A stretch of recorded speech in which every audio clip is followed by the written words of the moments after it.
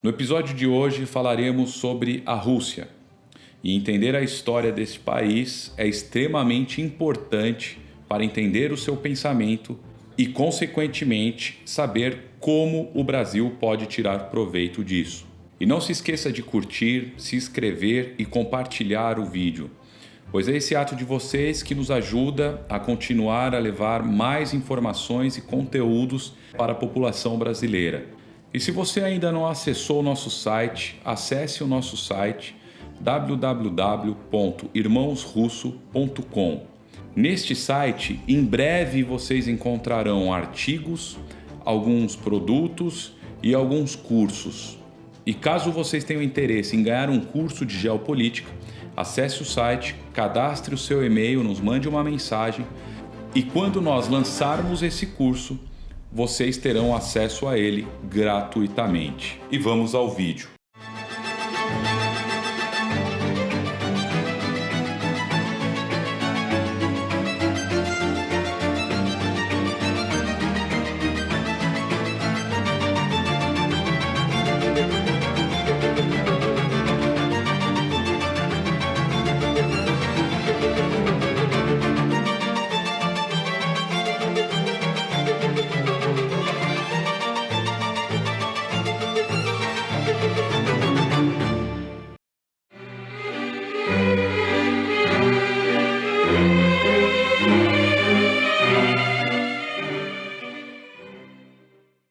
No século VII, povos de origem eslava começaram a se estabelecer na região do leste europeu, tornando-se com o passar do tempo maioria.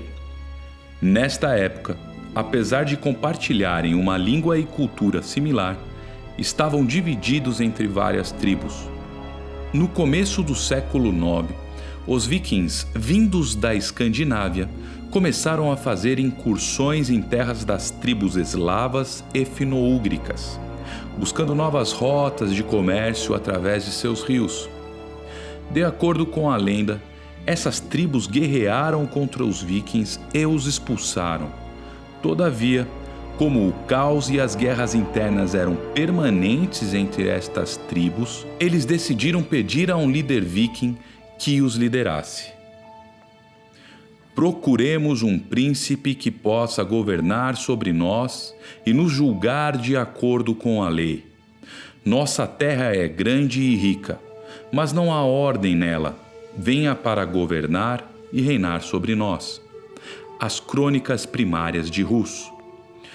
E com isso, um príncipe viking conhecido como Rúrik liderou e uniu as tribos eslavas do leste, estabeleceu sua capital em Novgorod, que significa nova cidade, e estabeleceu a dinastia de Rúrik. Tal povo viking se autodenominava Rus, e assim estas terras receberam o seu nome, Rus, terra dos russos. Assim, a nação e civilização russa acabara de nascer.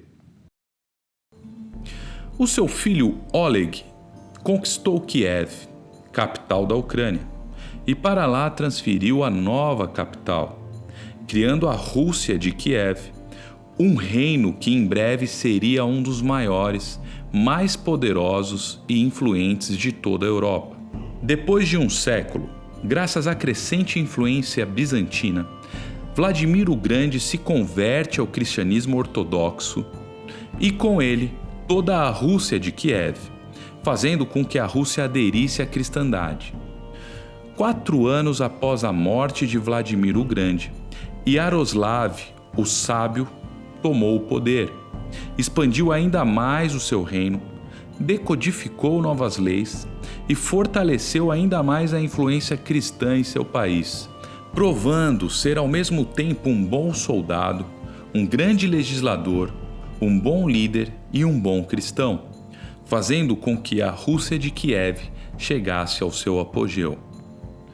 Porém, após a sua morte, seus filhos lutaram entre si e, de certa forma, dividiram o reino da Rússia de Kiev em pequenos principados.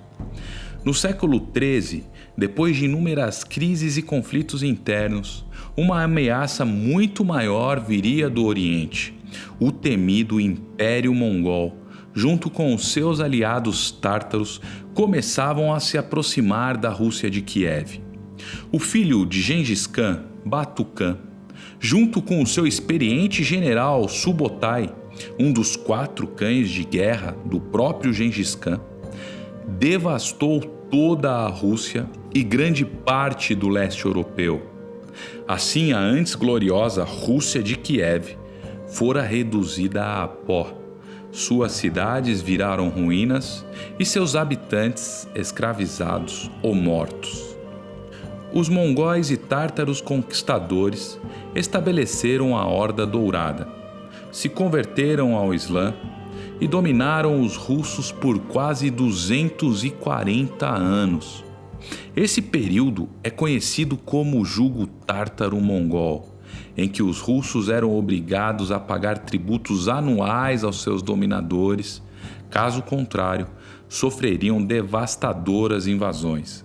Todavia, neste período, um novo principado era fundado e crescia em número e poder: o poderoso Principado de Moscou, que posteriormente, liderado por Dmitri Donskoi, vence os tártaros mongóis na Batalha de Kulikovo, e como uma fênix, a Rússia ressurgia após a sua destruição.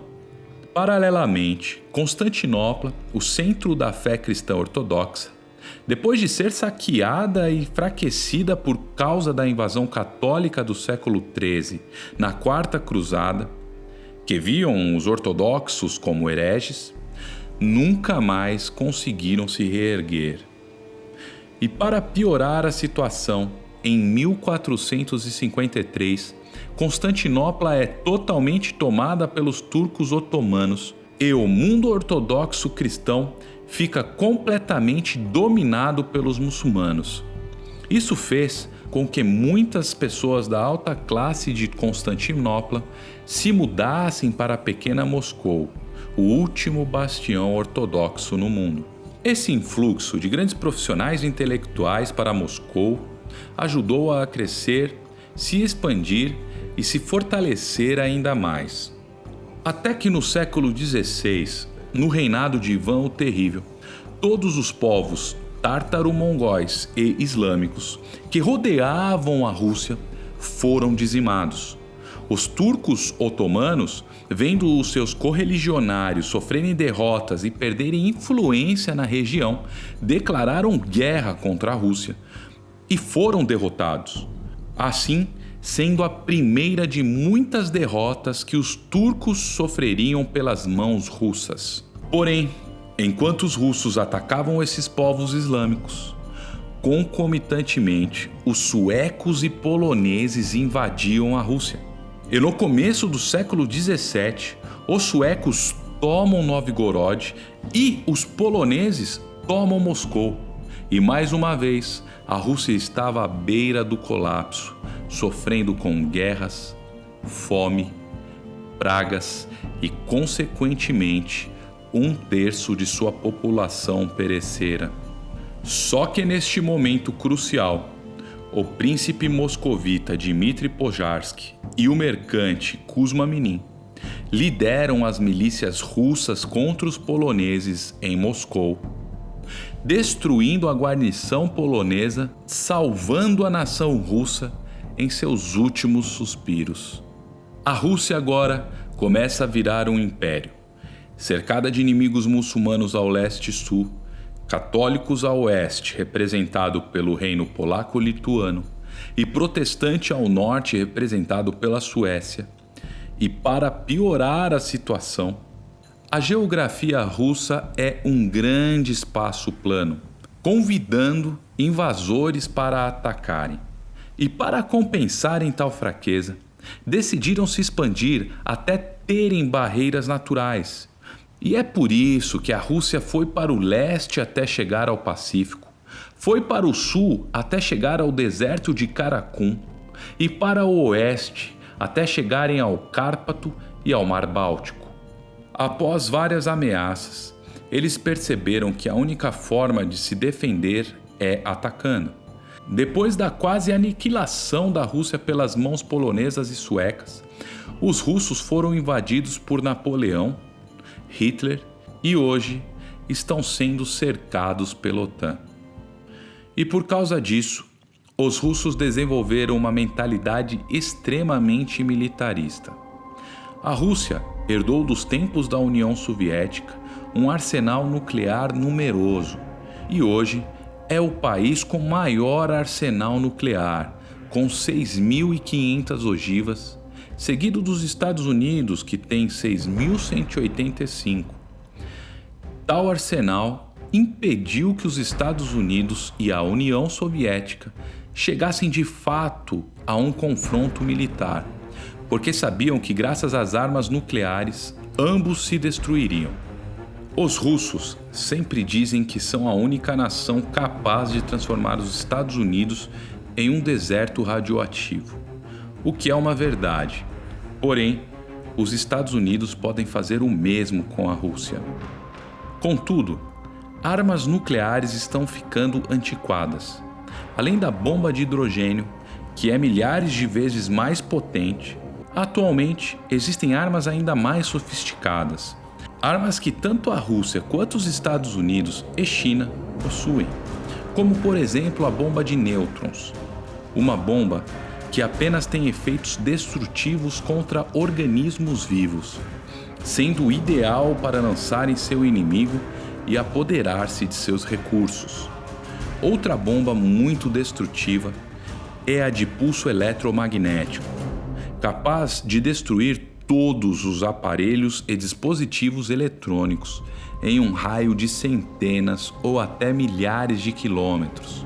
Jogada sobre uma nação desenvolvida, tal nação recuaria 100 anos na história. Sistemas de refrigeração, internet, hidrelétricos, nada, absolutamente nada funcionaria. E em até 24 a 48 horas, 10% da população afetada morreria. Em posse de tais armas, a Rússia virou uma nação impossível de ser atacada. Qualquer nação que ouse atacá-la automaticamente sofrerá o risco de sumir do mapa. Lembre-se que o caso de uma guerra de vida ou morte, soldados, tanques e aviões não fariam diferença alguma contra tais armas. Desde a queda da União Soviética, a OTAN tem se aproximado das fronteiras russas, forçando-a a utilizar os seus escassos recursos financeiros de uma forma sábia. Assim, a Rússia focou em setores militares estratégicos, por exemplo, o setor de defesa antiaérea, que tem sido muito bem sucedido. Uma prova disso é o sistema de mísseis antiaéreo S-400. Considerado, por muitos analistas, o melhor sistema de defesa aérea já feito. E a Rússia hoje possui um sistema ainda mais avançado, o S-500, que não está disponível para comercialização. Em 2014, a China começou um processo para a compra do S-400 através de um acordo feito com o governo russo, tornando-se o primeiro país a adquiri-lo. Em junho de 2016, a Bielorrússia recebeu gratuitamente do governo russo 2 unidades do S-400. Em outubro de 2018, apesar das ameaças americanas de imposição de sanções, a Índia assinou um acordo com a Rússia de 5,43 bilhões de dólares para a aquisição do S-400. À época, os Estados Unidos tinham ameaçado a Índia com sanções caso ela comprasse o S-400 russo e não adquirisse o sistema de defesa antiaéreo americano chamado Patriot. Em 2015, a Rússia instalou o sistema S-400 na Síria e desde então ninguém ousou sobrevoar o céu sírio sem a permissão russa ou atacar o governo do Assad pelo ar, ficando muito mais difícil de tirá-lo do poder. A Turquia também adquiriu o S-400, atraindo a ira do governo americano, porque a Turquia é integrante da OTAN, fazendo com que os americanos suspendessem a Turquia do programa do caça F-35 de quinta geração e a ameaçasse com mais sanções. Outros países como a Arábia Saudita, Irã, Iraque, Egito demonstraram interesse em adquirir o S-400. A Rússia também tem desenvolvido mísseis hipersônicos, como o 3M-22 Zircon, capaz de atingir até 11.025 km por hora, quebrando a barreira do som, chegando ao Mach 8 e Mach 9, alterando a balança de poder consideravelmente. E ao que tudo indica, hoje não existe sistema de defesa capaz de interceptá-lo. Os Estados Unidos possuem uma grande frota de porta-aviões, a maior do mundo, e tais mísseis hipersônicos, pelo menos por agora, inutilizaram esta vantagem da Marinha Americana. Mísseis hipersônicos são extremamente letais, não apenas no mar, mas podem também destruir o sistema de defesa de um país, deixando vulnerável a maiores ofensivas. Portanto, esses mísseis são um divisor de águas. Como dissemos anteriormente, a Rússia soube usar os seus recursos financeiros militares de forma estratégica. Ela não tem uma robusta economia como a chinesa ou a americana para poder gastar ineficazmente, e é essa a sua fraqueza. Antes da União Soviética, a Rússia imperial crescia economicamente a passos largos. Porém, anos de comunismo e o desmembramento da União Soviética a deixaram quebrada financeiramente. O comunismo faliu a Rússia. Nos anos 90, a Rússia era um país humilhado. Taxas de alcoolismo e de uso de drogas estavam altíssimas. Máfia e prostituição era quase sinônimo de Rússia.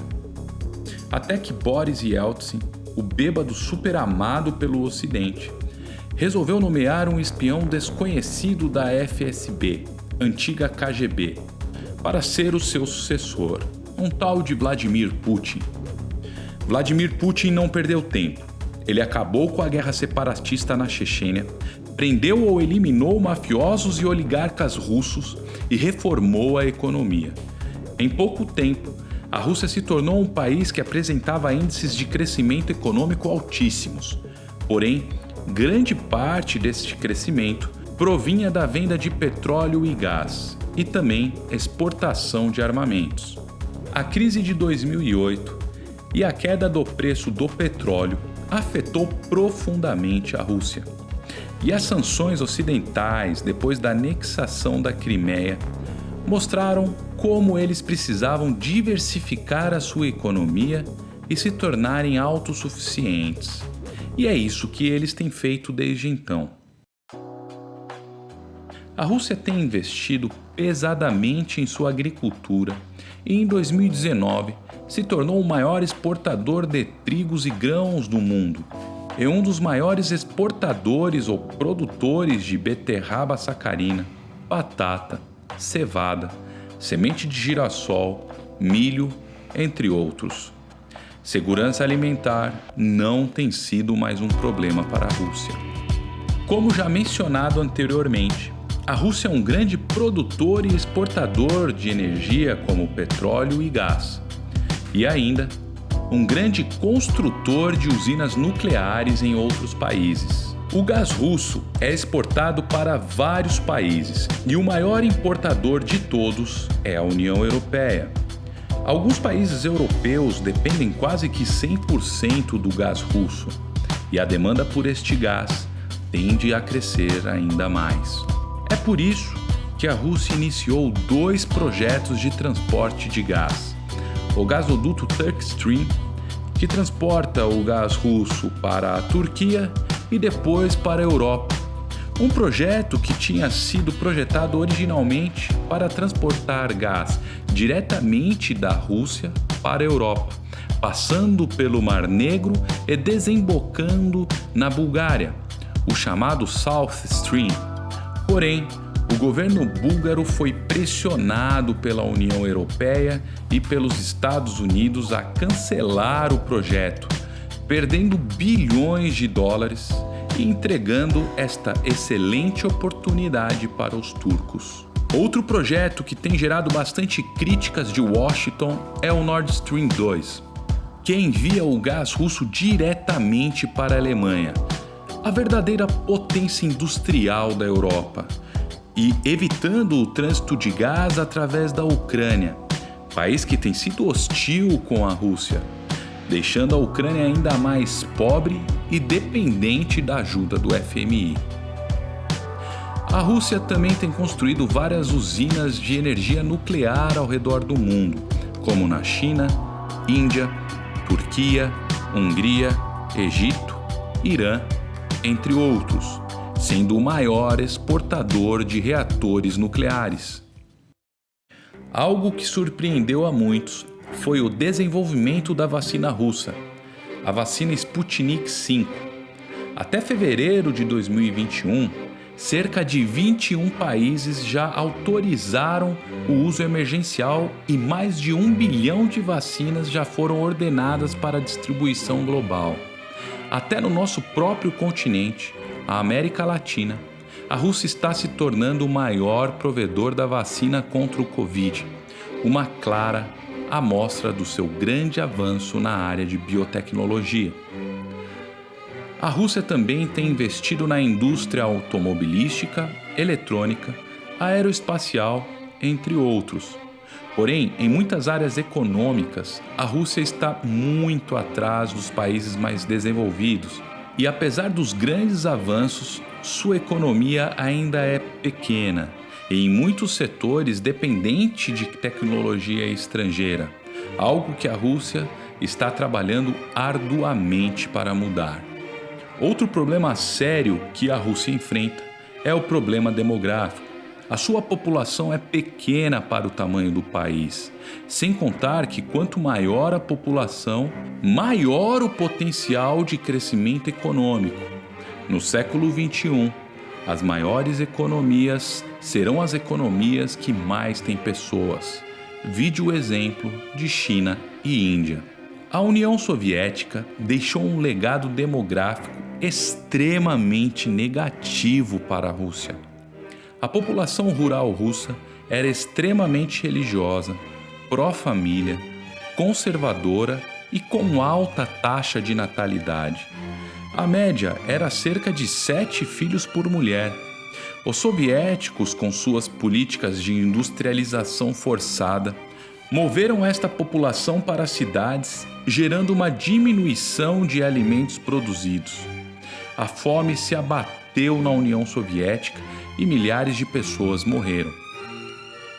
Sem contar que as políticas de ateísmo e descristianização da União Soviética fizeram com que a população se casasse cada vez mais tarde, tendo cada vez menos filhos e, por consequência, reduzindo drasticamente o potencial demográfico do país. Putin e a elite que controla a Rússia sabem de 3 coisas muito importantes. 1. Demografia é o futuro. 2. Populações mais religiosas, conservadoras e rurais tendem a ter muito mais filhos. 3. Imigração muda o seu país para sempre. Caso haja mais imigrantes na Rússia do que russos, a Rússia deixa de ser Rússia. É por esta razão que a Rússia adota uma política de retradicionalização do país. A cada vez mais encontra-se igrejas sendo construídas, a fé ortodoxa russa sendo reavivada, amostras visíveis da fé ortodoxa na sociedade, tanto que hoje o patriarca da Igreja Russa é o segundo homem mais influente da Rússia depois de Putin, e gradativamente a taxa de natalidade começou a aumentar, mesmo que a passos lentos. Porém, a Rússia precisa no mínimo quadruplicar a sua população para fazer frente aos gigantes demográficos como China e Índia. A Rússia também tem combatido ferrenhamente toda a propaganda LGBT e em 2013 assinou uma lei que proibia toda e qualquer forma de promoção homossexual para suas crianças. Redigida na lei, abre aspas, com o propósito de proteger as crianças de informações que negam os valores familiares tradicionais, fecha aspas. E desde então, práticas homossexuais têm sofrido perseguições na Rússia, o que gerou o ódio da elite ocidental e a recente tensão entre o Ocidente e a Rússia. Na Rússia, cada vez mais, religião e política se misturam, e para celebrarem este casamento, a Rússia construiu uma igreja militar, que foi consagrada em 14 de junho de 2020 para honrar a ressurreição de Cristo. E é esta a nova Rússia, que depois da destruição da Rússia de Kiev pelos mongóis, da quase total aniquilação pelas mãos dos poloneses e suecos no século XVII, pela quase total aniquilação da Rússia por Napoleão, Hitler e a destruição interna causada pelo comunismo, hoje ressurge das cinzas. E que agora tem no nacionalismo, no poderio militar e na fé cristã ortodoxa os verdadeiros pilares da nação.